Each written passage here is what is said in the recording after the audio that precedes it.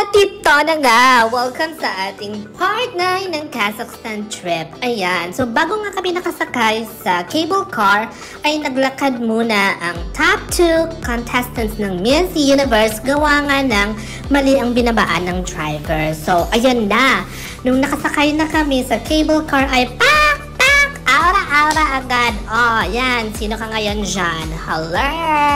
Ayun, so patuloy nga ang aakyat ng cable car doon sa mountainous area. Mountainous, arte mo dyan, girl. Ayan, sobrang nakakamangha talaga ng view as in, lalo na to. Kaya, what you're waiting for? Mag-travel na. So, see you sa next part 10.